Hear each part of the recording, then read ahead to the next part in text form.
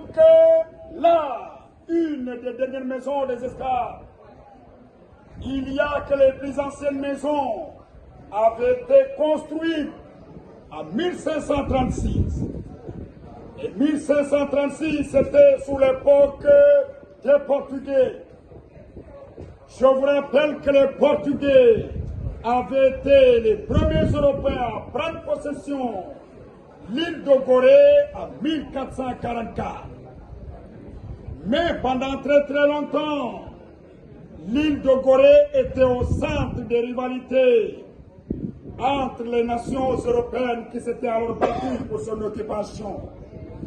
Successivement, comme je le disais tantôt, elle fut occupée en premier lieu par les Portugais, suivi en cela par les Hollandais, les Français, les Anglais, mais à nouveau les Français.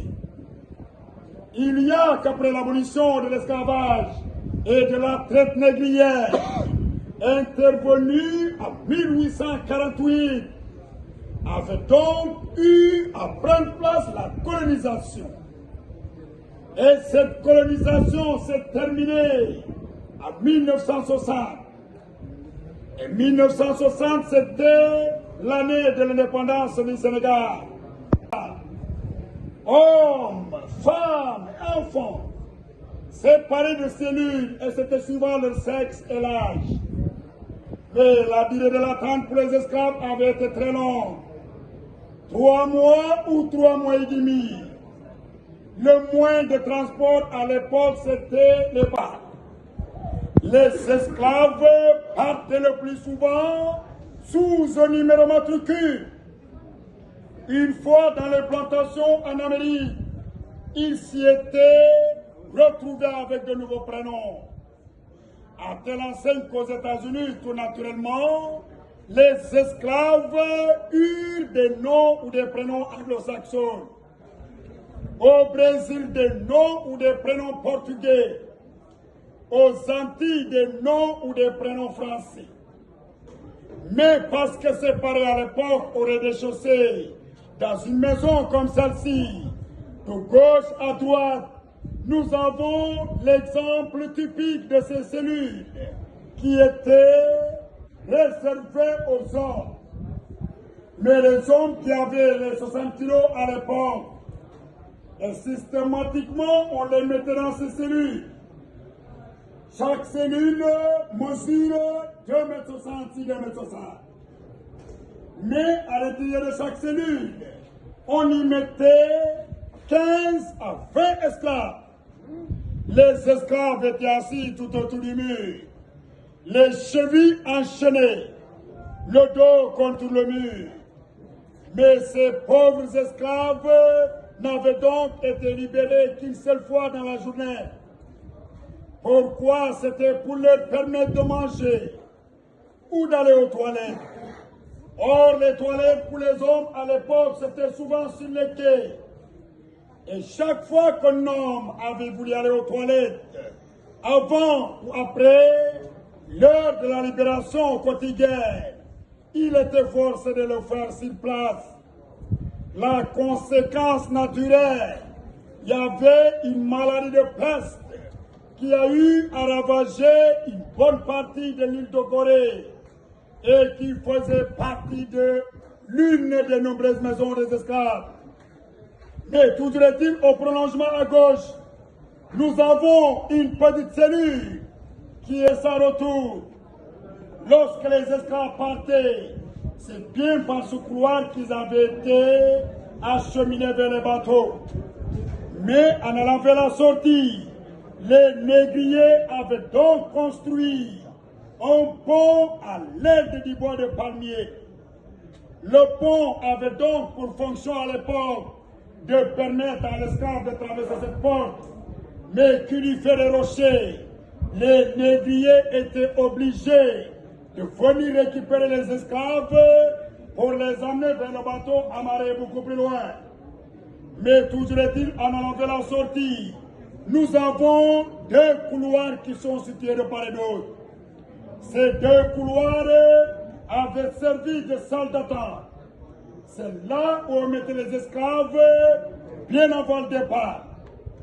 Tandis que dans le tout dernier couloir avaient été les gardiens. Mais les gardiens choisis parmi les esclaves et dont leur présence finit par être inutile. Les esclaves partaient enchaîner des adieux à partir des chevilles. Et même qu'au milieu de la chair avait été accroché un boulet en fer de 10 kg 300. Chaque fois qu'un homme avait tenté de s'évader en se jetant à la mer, du fait de la boule, il était mort noyé. Même qu'il n'avait pas le droit de tomber malade à l'époque. En effet, en l'absence de tout médecin, parce qu'aussi il craignait les épidémies, les malades étaient jetés à la mer. Par conséquent, toute cette zone avait donc été envahie par les requins. Au plus fort de la traite négrière, des maisons comme celle-ci, il y en avait plus d'une vingtaine. Certaines maisons sont devenues des maisons privées et d'autres ont forcément disparu. Mais celle-ci, pour avoir été restée par ses derniers propriétaires, par l'État du Sénégal, est devenue par la force des choses le symbole de la déportation des Noirs. La traite des Noirs a duré 3 siècles, voire même 4 siècles. C'est-à-dire de 1536 à 1848, année de l'abolition de l'esclavage. Mais avec au bout 15 à 20 millions d'esclaves qui provenaient de toute la côte ouest atlantique, qui avaient donc été amenés en Amérique, Amérique du Nord, Amérique du Sud, Amérique centrale, États-Unis, Cuba et toute la Caraïbe. 6 millions mourir de privation ou de mauvais traitements. C'était les meilleurs qui partaient à l'époque. La sélection avait donc exclu malades et vieillards. Pour terminer encore une fois, mesdames et messieurs, il y a qu'aujourd'hui la maison des esclaves est assurément un nouvel espace d'expression de la démocratie et des droits humains. Pour garder cette vision, elle se doit donc d'être pour toujours la maison des esclaves, un lieu de la réconciliation et du pardon. Merci d'être venus. Bonne visite à vous, cette visite. Mais les marchands d'esclaves n'avaient donc fait là que s'inspirer la tradition africaine qui reconnaissait la virginité d'une femme à partir de ses seins pointus. D'ailleurs, c'était la marchandise la plus chère à l'époque. Elles étaient 4 fois plus chères que leur propre maman. Mais les marchands d'esclaves, en venant, ils n'amenaient pas leurs femmes. Une fois arrivés ici à Gorée, ils étaient obligés de vivre en concubinage avec ces jeunes filles vierges qui étaient dans cette petite cellule. Et qui, à l'origine, étaient tout à fait des Noirs. Elles se sont métissées du fait de leur relation avec les Européens. C'est ce qui a donné naissance d'ailleurs à ce métissage, c'est-à-dire à cette société intermédiaire, qu'on appelait à l'époque des signards ou seigneurs, madame en français, qui faisaient partie de la haute société de l'époque. Parce que la plupart du temps, les maisons ont été bâties pour ces grandes dames. La maison où nous sommes aujourd'hui, de cette petite cellule, la seule préoccupation, c'était de pouvoir refermer la porte après les esclaves. Puisqu'à l'époque, les marchands d'esclaves ne considéraient pas ces captifs comme des êtres humains.